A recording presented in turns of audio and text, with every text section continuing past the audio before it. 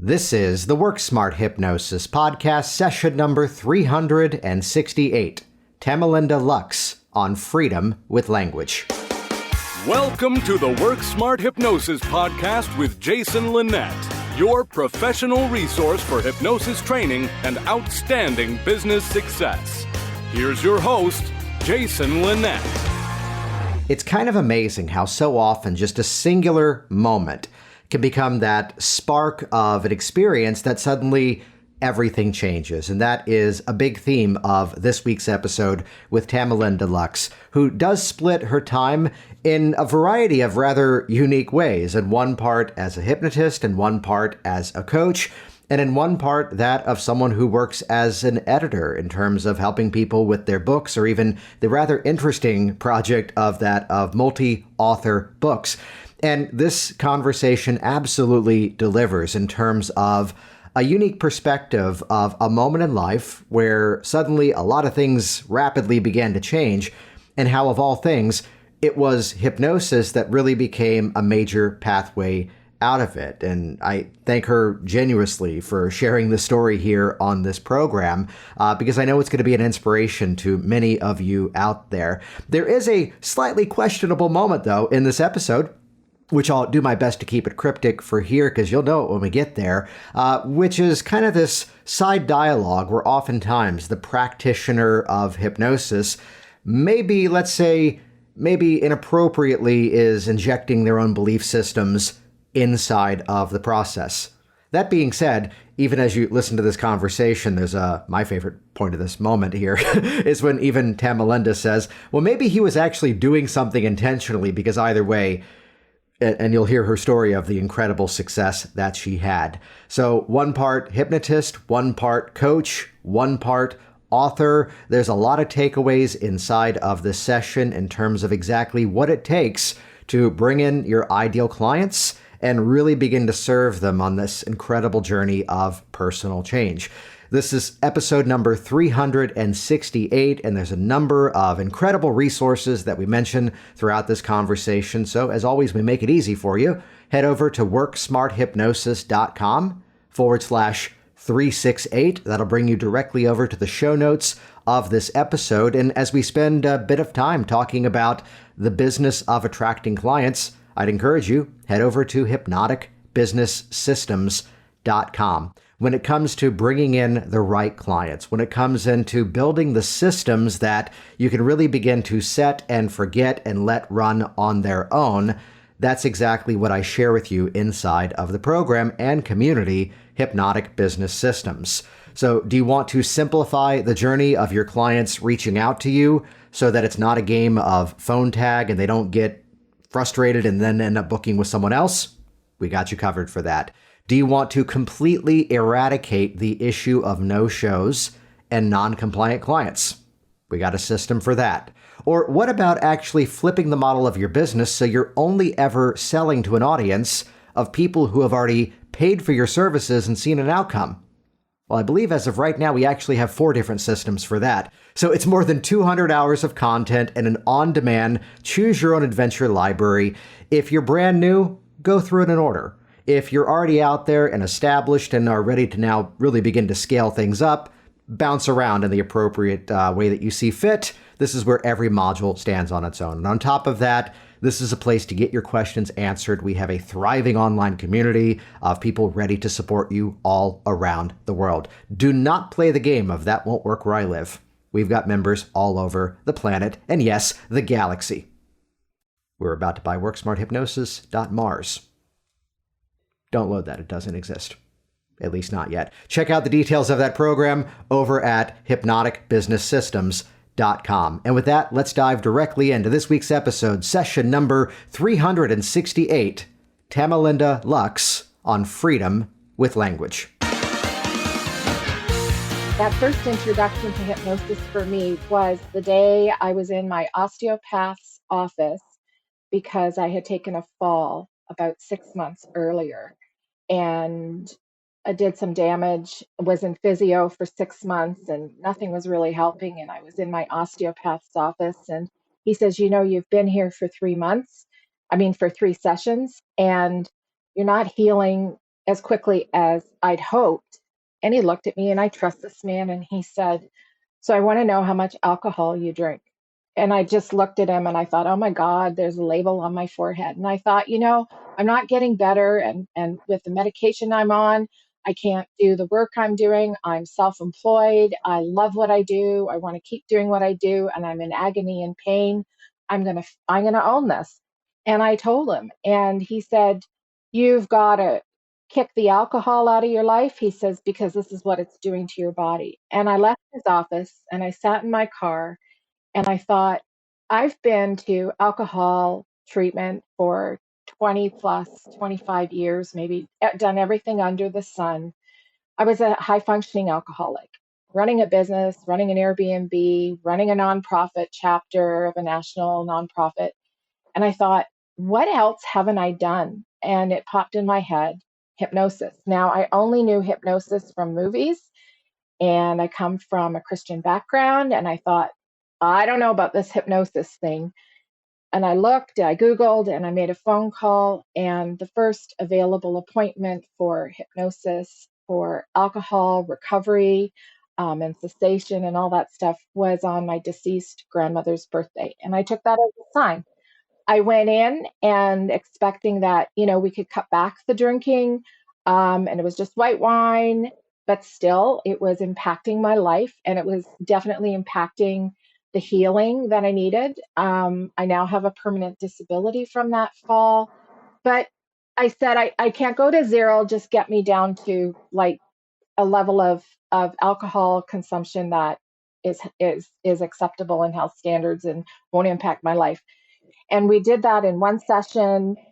We supported that in a second session. And I thought, you know what? This shit works.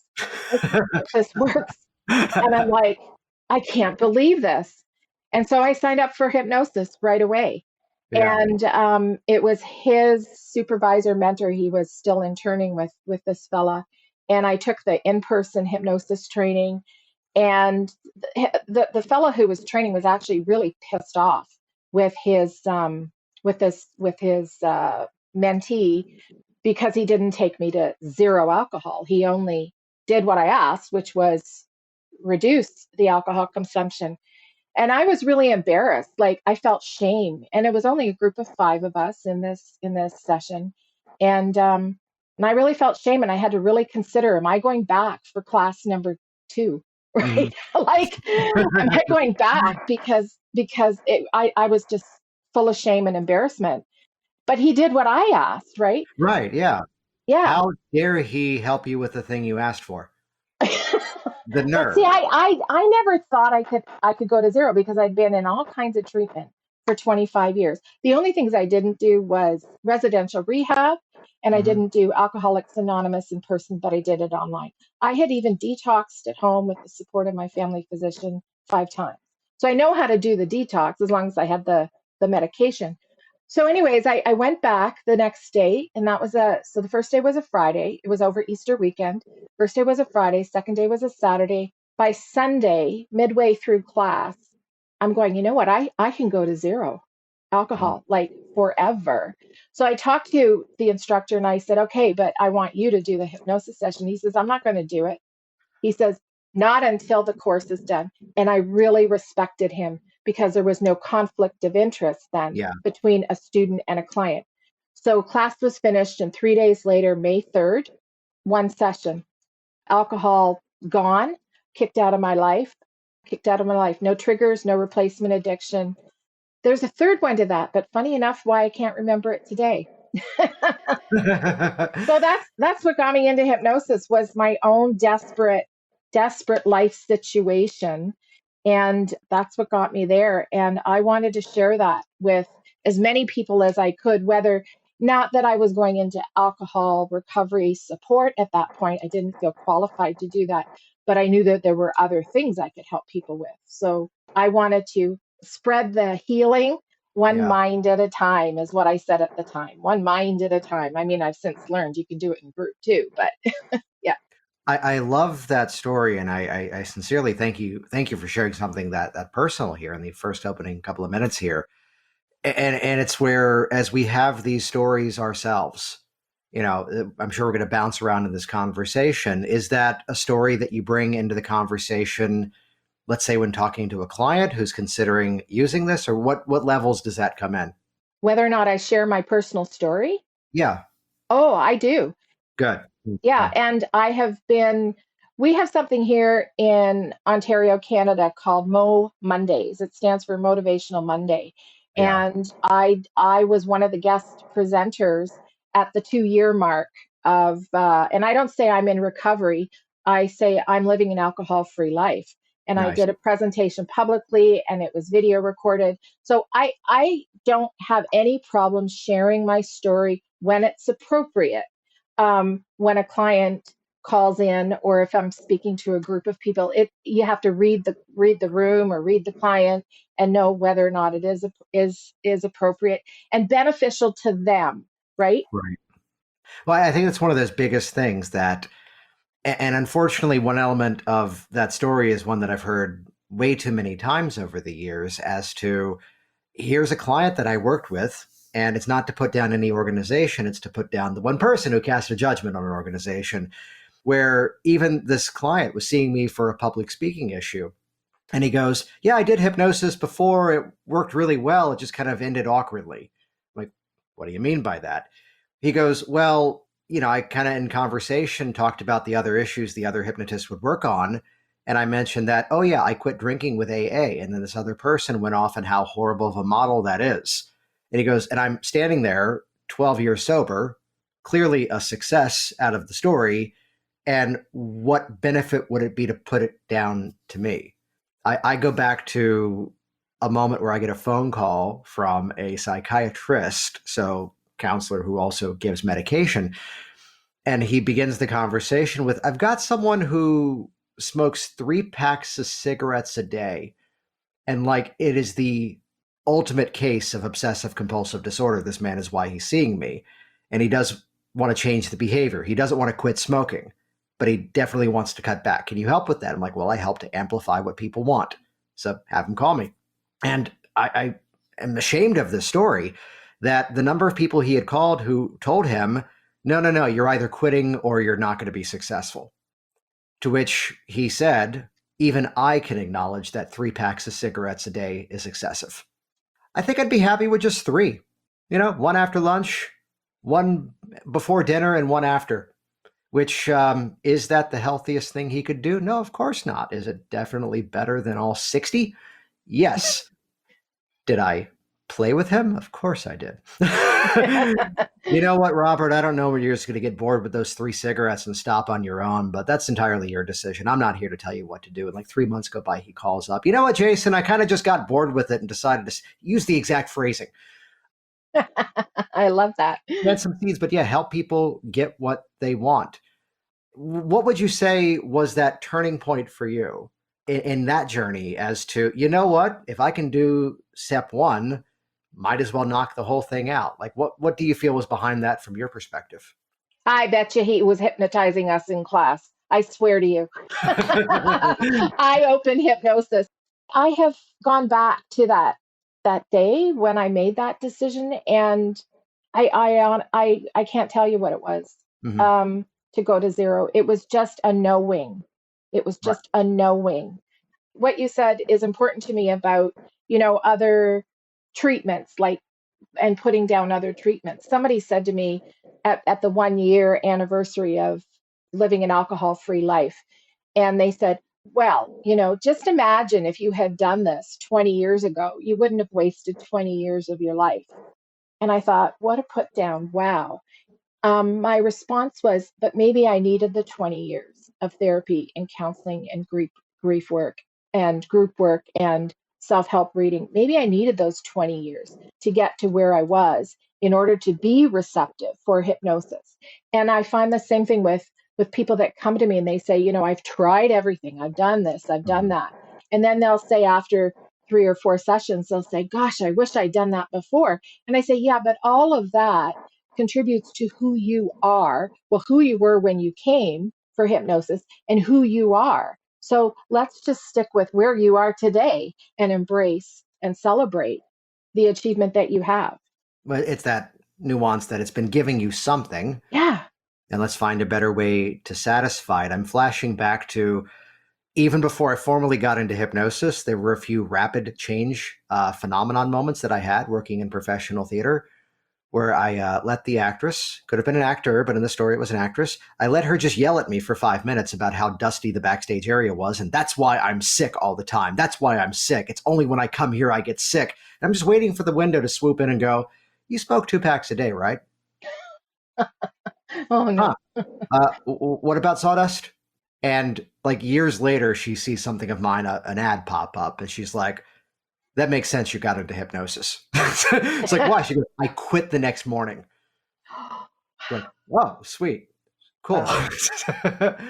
Which, I invited you on because you kind of dance between two worlds. That one world is that of the hypnosis. Well, I know you also do coaching. Let's stay on this for a moment. At what point did the coaching kind of show up inside of this?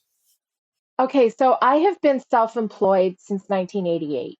Yeah. I was 21 years old. Or 23. I was 23. I've been on my own since 17. I moved out from the nuclear family at 17, been on my own working. I married at 20, went to Toronto, Ontario, did the corporate stuff, legal secretary, medical secretary, accounting, executive, support person. Like I did the corporate. We wanted to buy a house. We came back to London, Ontario, where houses were affordable. And I started a full-time business, which was a word processing center near the university. I had 4 typists. This was before computers and laptops were common at home. And we just typed essays. And the faster we could type, the more money we made. And we were doing 6 figures in 1 year. I had paid off a student loan that was supported by the government, blah, blah, blah, blah, blah. But I got bored of typing and I got into life coaching for job search because what happened was there was some economic hard times at that point. Students, it was really interesting. Students were spending the money having their essays typed within 12 hours of having to hand it in, and they'd rather go out drinking and partying, and their parents were funding this. Then all of a sudden, the parents weren't funding it and saying, you got to go out and get a job. So that's where I got into life coaching, and it was more for a career. So get a job. And so I've been doing that for a long time. And then I don't even know when now, 20 years ago, I found out about a coaching program and it was being delivered in person in Toronto, Ontario. And I thought, what? That looks interesting. I want to take that. I took it and I found, oh my goodness, I've been doing this already for so many years. But now I have a framework. Now I have processes. Now I have better language. And so I've been career coaching since I guess 1989, 1990. And then it was 2017 that I got into hypnosis. And it was really the blend. It really is the blend of the two that works for me. The pre-talk, right? The pre-talk in a hypnosis session, a lot of that is coaching language. And the post discussion after the hypnosis component, a lot of that is coaching. The follow-up, a lot of that is coaching. Well, it's that, the parts of it that, sometimes people would get into a dialogue of, okay, now the eyes are closed. Now the hypnosis begins. And no, the intake is not the long chat you have to further convince each other how impossible this thing is going to be. Oh dear, that sounds rough. Close your eyes. Let's see if we can sort it out. It's instead by bringing in, whether it's coaching, whether it's another modality, whether it's, everything is hypnosis and NLP at the same time. There doesn't need to be much of a delineation of the two. It's where we're always working towards the intention of the goal. So like, how do you make that decision as to, let's go with the formality of hypnosis. How do you make that decision in terms of what gets addressed prior to the formal process of hypnosis versus what do you then reserve for the actual session part? The client comes to me and tells me what they want to work on. Yeah. I don't actively promote coaching. I actively promote hypnosis. Yeah. So I just fill it in with the coaching. That's where I've gone. The hypnosis is so, I want to say instant, and only hypnotists will really understand me in that. It's so much more instant, and the coaching supports it. So I'm doing more hypnosis than I'm doing coaching. Yeah. And the pre-talk and the intake and the pre-talk, it's hypnosis, it's hypnotic language, but there's coaching blended in for me anyways. Yeah. Or you've been around me enough. The joy of using the frame of, hey, before we get started, meanwhile, we're already doing everything. Yeah, right. And I love your phrase. And would doing this help you with that? I've so incorporated it, and they get the yes. I get the yes, and we go, okay, let's go into hypnosis now. Oh, I don't think let's teach for 2 minutes here. And this is something that actually I learned from the late, great Michael Elner, who, as he put it, give the clients a menu if you get confused. In the session today, we can do this or we can do that. You know what you're going through better than I do. Which one do you think would be better for you? And I believe he actually said he ended up doing both, because why not? Yeah, but the client was in control at that point. Yeah, you mentioned pre-talk. I'm a firm believer that you can do a pre-talk for every single session. And it's not that you're going to then do the standard, this is not what's going to happen, that's not what's going to happen. It's instead, hey, based on what you talked to me about, we're going to do X, we're going to do Y, so that you can Z. Make sense? Yeah. And we're selling it to the conscious mind first. And as soon as I'm getting that ratification, I get to go into the session with someone who's already been sold on the concept this is going to help them. And it kind of ignites that imagination. It's like, oh, this is the part he talked about. Yeah. And there's variations of this for every technique. You ever get that feeling where like part of you wants this and part of you wants that? Yeah.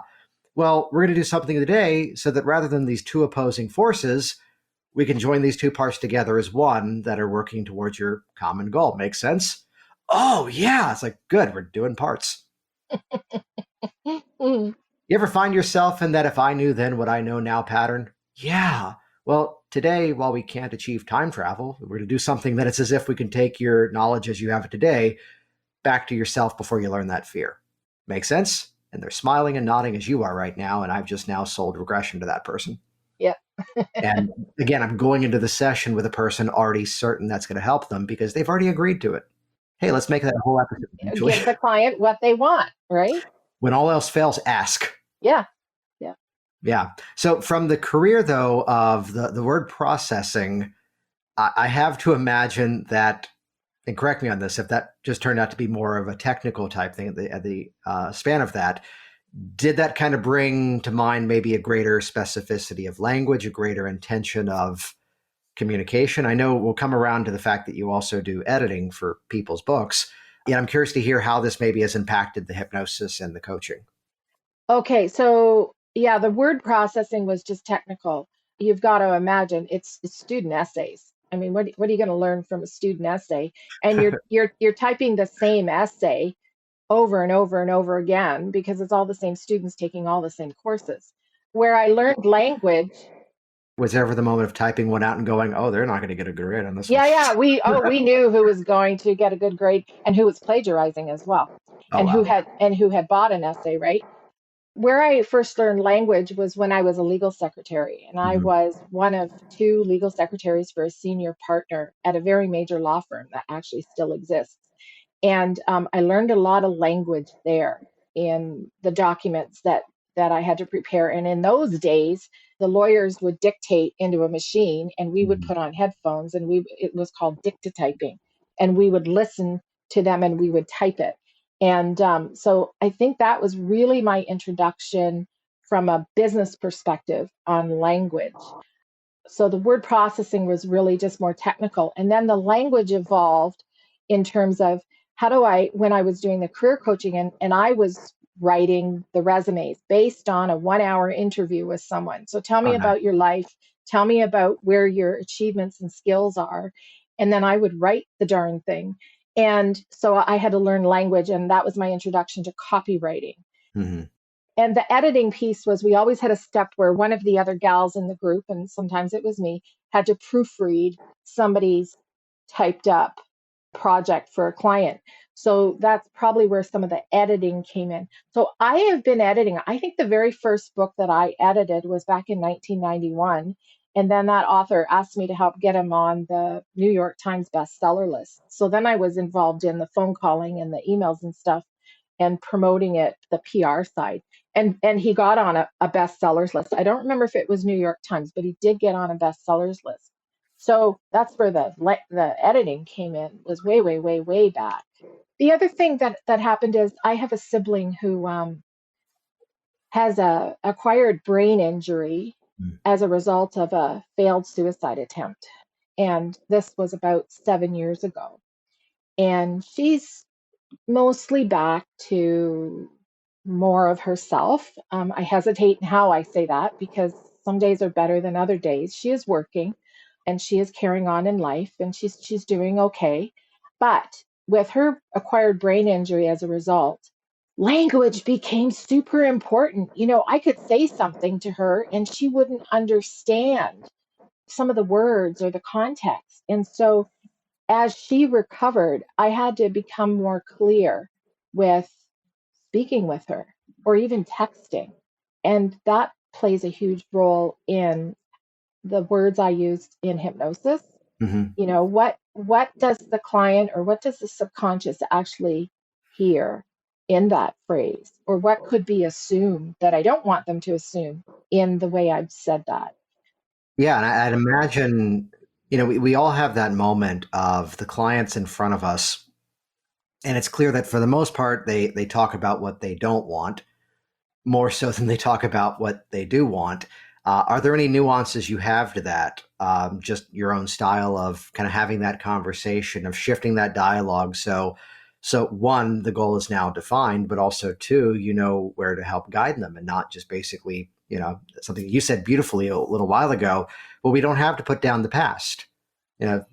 Something I say is that's already happened. That's the best part of it. And we could use that as every reason because we move forward or every reason because we still live back there. Is there perhaps a story that comes to mind of working with a client that just simply shifting some of that language around the issue got a big chunk of that change in motion? Give me an hour to think about that one. It's really about teaching the client to reframe. And Yeah. like 9 times out of 10, so I do a 20-minute free consult.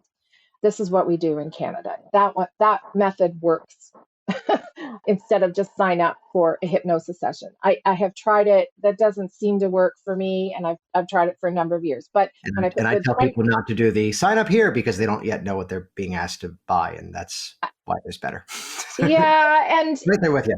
I've tried the video on my website as well, and I've put it up for weeks and then taken it down and tested it back and forth, and it's the Zoom conversation or the phone conversation, the 20-minute consult, but it's the reframing that I tend to do 9 times out of 10 with someone, and they're always talking about, well, I don't want this anymore, I don't want that anymore, and it's like, okay, but what do you want? And just asking that, what do you want, doesn't work. No. It's about imagine, it's that future pace. It's that look into the future a year from now, or even 6 months from now, or like where do you want to be? What do you want to be doing? What do you want to be feeling? And to chunk down, I think, is the formal language. And doing that in the 20-minute consult to really have them get a grasp of what it is they want. And I use vision boarding sometimes before I even work with a client. Before they come to first session, I'll ask them create a vision board of where do you see yourself in 6 months or a year. It depends on the conversation, how far I go. Or I'll wait until after that. I mean, the vision boarding is a coaching technique, right? Right. Or Yeah. I'll wait till the end of first session and I'll say, so I'll ask them what was an aha for you during this, and they'll come up with something and I'll say, okay, do a vision board around that. And then we have our second session about anywhere from 10 to 14 days later. And they bring their vision board. So that does remind me of a story of a client, a young gal. We get into the first session and doesn't she go into a fetal position, 21 years old, into a fetal position in the chair. And I'm shaking in my boots, but I'm projecting confidence because this is what we need to do. At the end of the first session, she had said whatever her aha, and I'm looking over here at my own vision board right now, see if it will remind me what her aha was, but it doesn't matter. I said, you know what? Why don't you go ahead and do a vision board? Do you know what one of those is? And she was a creative type. And she came back with this amazing vision board 10 days later for a second session. She didn't curl up in a fetal position. second session. So did it do something? I don't know. I think so. I have to say, I've not heard of someone using that. There are people who will do that as his own little standalone thing. And to use it exactly as you said, as a coaching mechanism inside of the process. And it's where I go back to, I think this is a great title for a book, Napoleon Hill's Outwitting the Devil. And there's a whole thing, and I think it's in that book, about either writing your own eulogy or writing the letter to yourself many years later. And anything we can do to start to change that dialogue, which the vision boarding is one such example, and really cool way of bringing someone into the process and also having something to measure off of. And again, all of a sudden we've got the content for the next session. Well, what about that's important to you? Exactly. Yeah. Yeah. Jason, what you just reminded me of was when I was taking the coaches training years before, and this was a pivotal moment. We talk about what are the 10 defining moments in your life. Mm-hmm. And this was not a defining moment, but a pivotal moment. It was a very interactive training. It was always 3 and 4 day weekends in Toronto. And one of the sessions was visualization, future self. And it was absolutely brilliant. And the assignment for that night, when we got back to our hotel rooms, was create a vision board of your future self experience. And I still have that vision board somewhere. So, we future pace in a hypnosis session. So they just work so beautifully together. And I ask my clients to post their vision board somewhere where it's visible, whether it's in your washroom or where you put your makeup on, or on your fridge, the front of your fridge.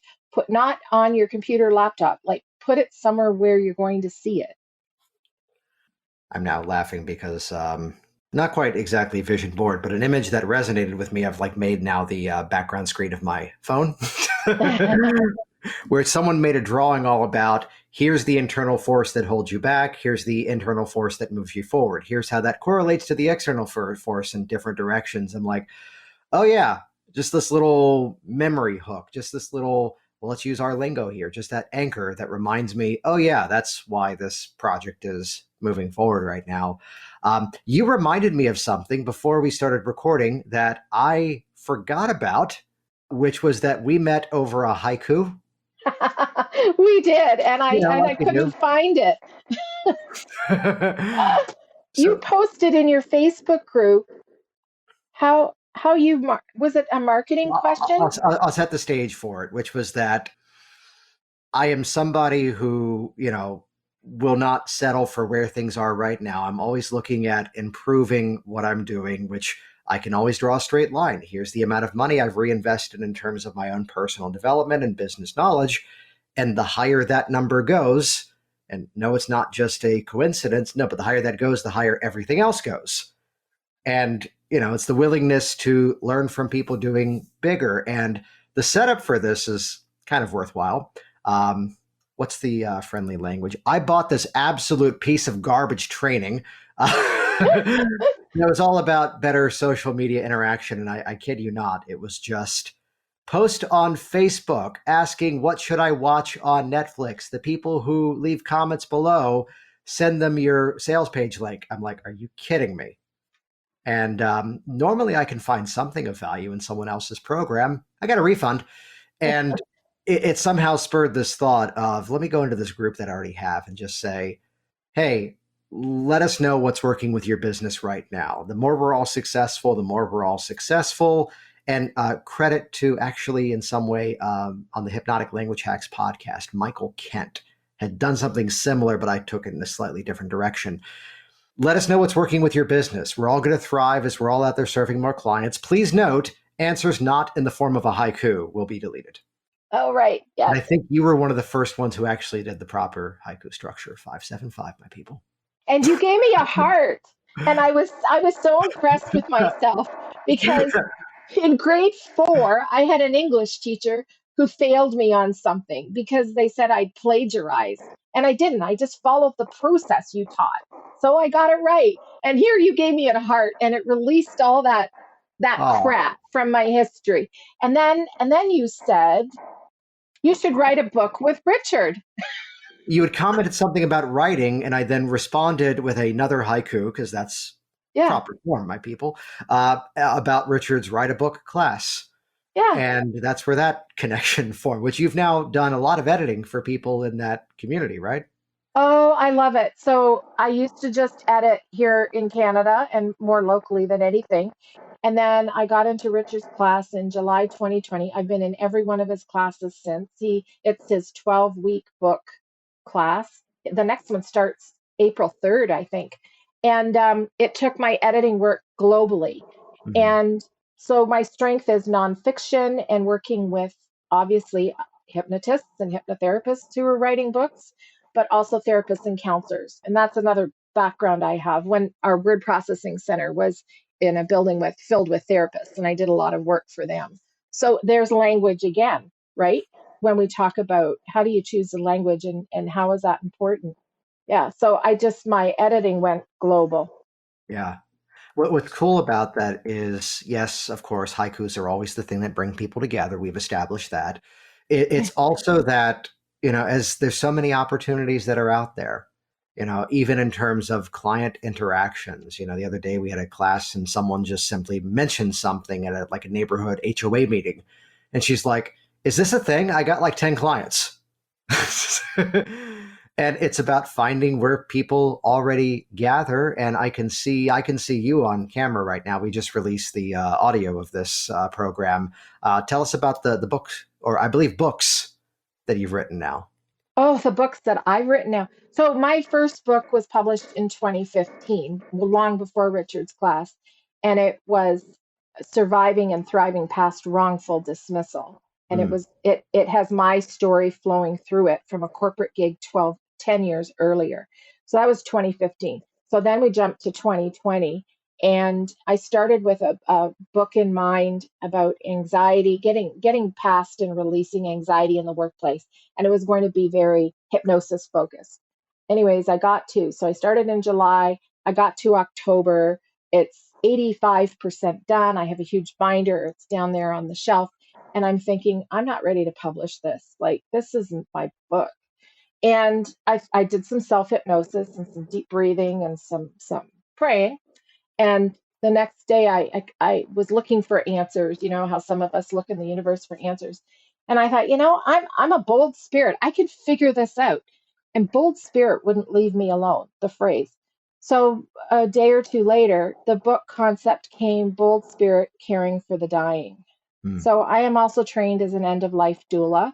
And for 3 years, I have been focused on promoting hypnosis in the end-of-life area, focused on promoting it. Anyway, so I pulled the book together, and it has 10 other co-authors in the book. And so we started that in November. It was published in May of 2021. So that was the first book with Richard. And then I published a couple other books, more editing related. And I created a card deck called Get My Book Done Now, Oh, Writing that's Prompts so and awesome. Activities.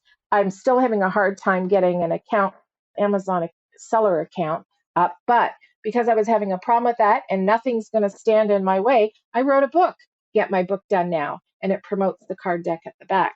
But in November of this past year, I reached out to see if any other end-of-life doulas and practitioners in the end-of-life world, not hypnotists, like I think I'm the only one. There's only like 3 of us in Canada. I know 2 in the US that after this recording, I'd love to connect you all, because that's Fantastic. such a very specific thing that, It is.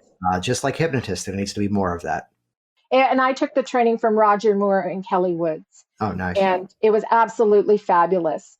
Well, that's a whole other podcast story, because that picking niches. Okay, that's a whole Everyone other one. catch the future pacing that Tamelynda just did there of inviting herself back onto the program. That is the artful nature of exactly just that's how you do it. That's how you do it. That's how you do it. So thank you. I would be happy to be on another podcast with you, Jason. Well, that's a Thank you. great idea now, isn't it? I'd say, I was really excited to have you on here. And admittedly, we've gone through a couple of months purposefully doing just a number of solo episodes. And as it was time to go back into the cycle, I always crack the joke at this that I listened to a podcast only like 3 months ago, and someone's like, "Hey, we're back from our break. Here we go with season number 3." And I was the one going, "That's an option.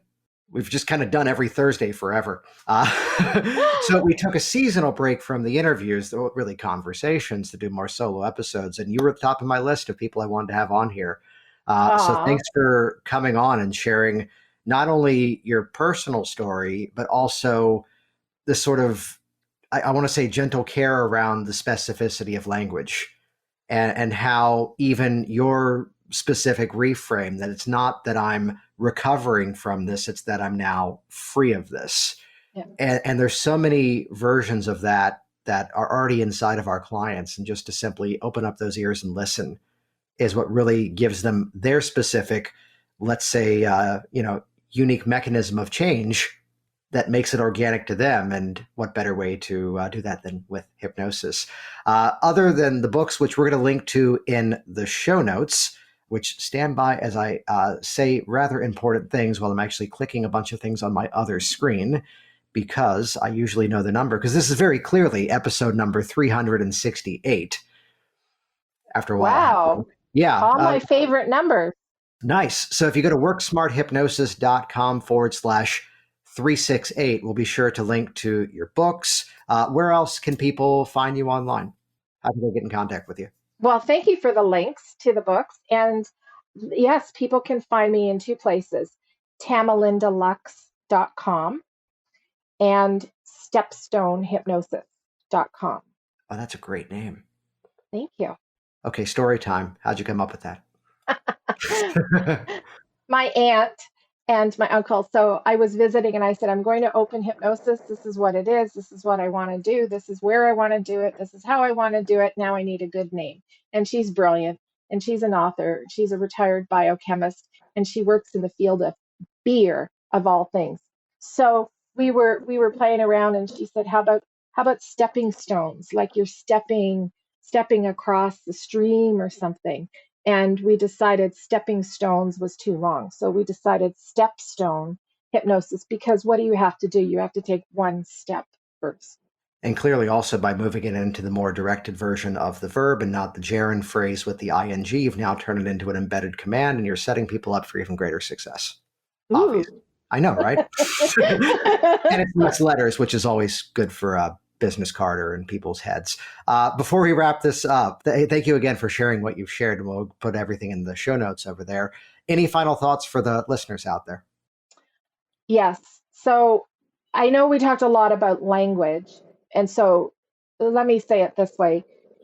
This is important language that helps me in moving forward in my business and my life, is release what doesn't work and embrace what does work. Know what you want and what you don't in life and business, and do it. Jason Linett here once again. And as always, thank you so much for interacting with this program, for reaching out to our incredible guest, and of course, sharing this episode amongst all of your hypnotic circles. Once again, you can go to the show notes at worksmarthypnosis.com/368 to get links to Tamelynda, who actually we started talking about something else that she goes, "Oh, we didn't talk about this." So she's still here. I'll let her do the outro. Oh, yeah. I get so excited about your book, the Work Smart Business book. And it's been one of the absolute best investments. And if you could see me on video, you would see how everything's dog-eared and there's Post-it notes. It's Work Smart Business, and it's available on Amazon. Oh, you're awesome. You're awesome. Thanks for listening to the Work Smart Hypnosis podcast at WorkSmartHypnosis.com.